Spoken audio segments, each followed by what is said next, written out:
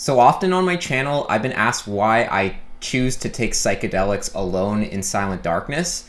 And for me, there's a lot of reasons for that, and I'm gonna actually kind of break that down for you guys in this video.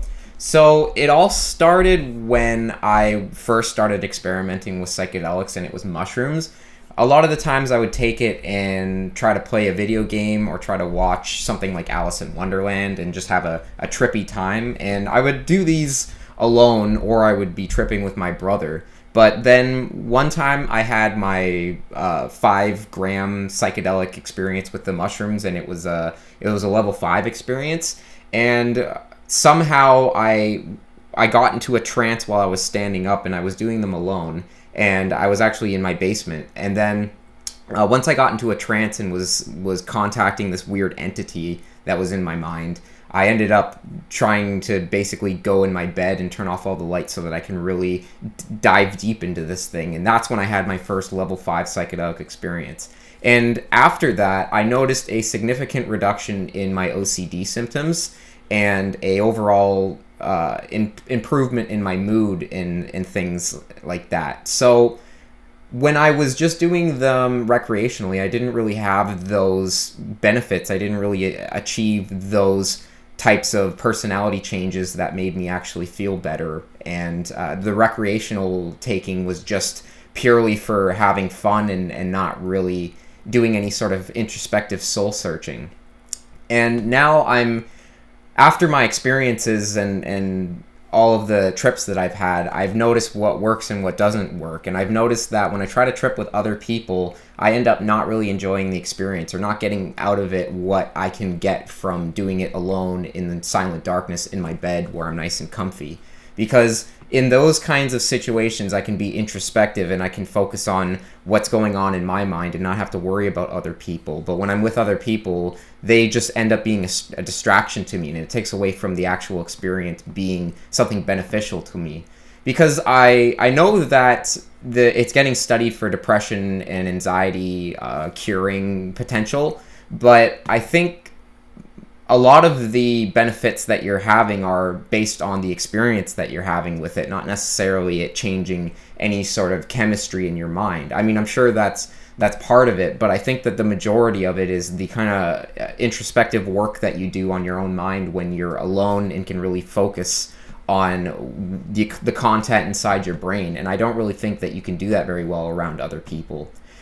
For me, other people just become distractions to me, and I don't want to deal with them. I always feel like, man, I wish I could just experience this on my own and just really dive deep into my own subconscious. So I've gotten to the point where I am very against taking psychedelics recreationally and with other people. To me, it's a very personal thing, and my experiences have just ended up in that spot for me where I don't see any benefit of taking it with other people, and I need to take it in preferably high doses alone in my bed without any lights, without any music.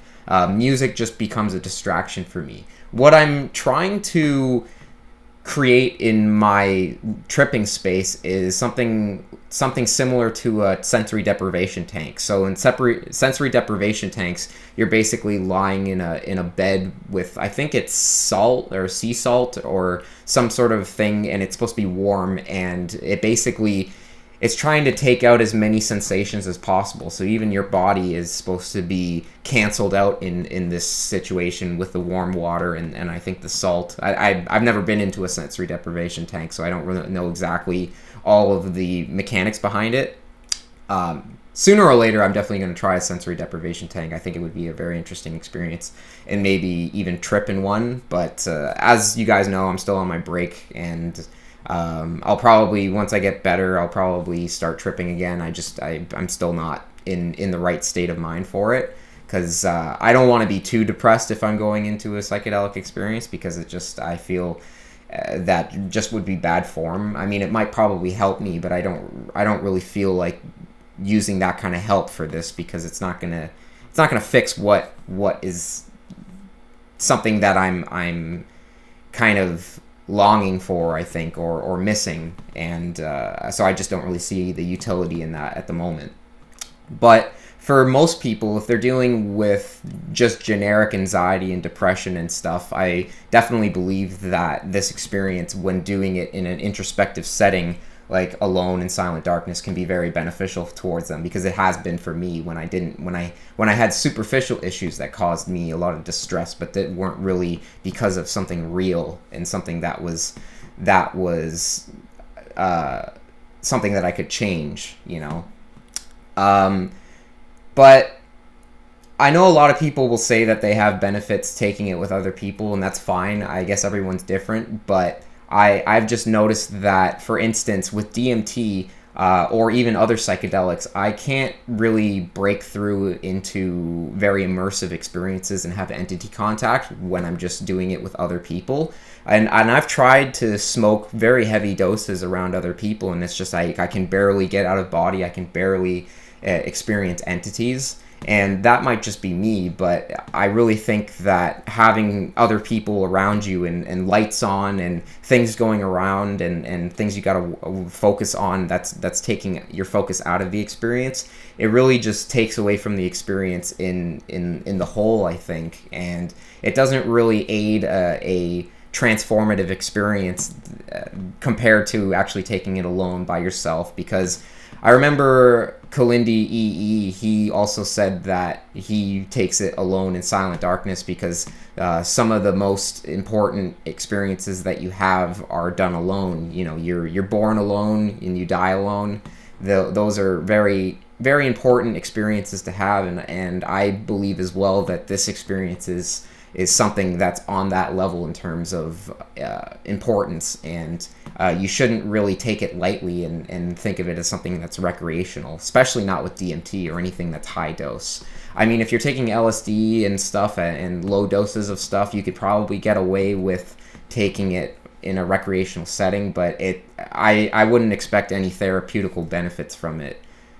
It's just not something that that's just not the way that you take it if you want to experience something that is actual therapy and actually going to help fix your mental processes and identify where your thoughts are going wrong. I think you really need to have the right setting, and the right setting is something that is stripped of its complexity and just a very basic thing. So I mean, if you had a pyramid or something back in Egypt, you know, they were doing those kinds of experiences inside of pyramids, and that would be like the ultimate sensory deprivation tank, because it's completely pitch black, and that for me is the kind of ideal situation of where I would want to do that. I wish I had my own pyramid to take these chemicals, but I can settle for just my room and my bed being nice and comfy, because the bed is for the vulnerability that you feel, because when I take a large dose of psychedelics, I feel the body load makes me feel very vulnerable, and I don't like feeling that body load when I'm around other people or outside or traveling and things. I want to be nice and comfy, and I want to be in a spot that's I'm really able to unwind and let loose and not have to worry, and I'm nice and warm. I don't have to worry about being cold. The worst thing in tripping is being cold. That just completely ruins the experience. So you don't want to do that. You want to be somewhere that it's very comfortable and you're able to just unwind and let loose and not have to worry about what people think. You know, if you don't want people to think you're behaving strangely and sort of ruin your trip, because everyone has a different opinion on how you should behave, and that's just something that you don't want to have to worry about. You just want to be able to be yourself as much as possible, and you can really only do that in silent darkness alone. So that's pretty much my opinion on it. You guys are welcome to share your opinion about how you think you should trip and what kind of benefits you get out of whatever way you do it, and I'll definitely be interested in seeing that. And if you guys enjoy this content and you're a new person to this channel, consider subscribing. That definitely helps me out a lot. And I will see you in the next video. Peace out.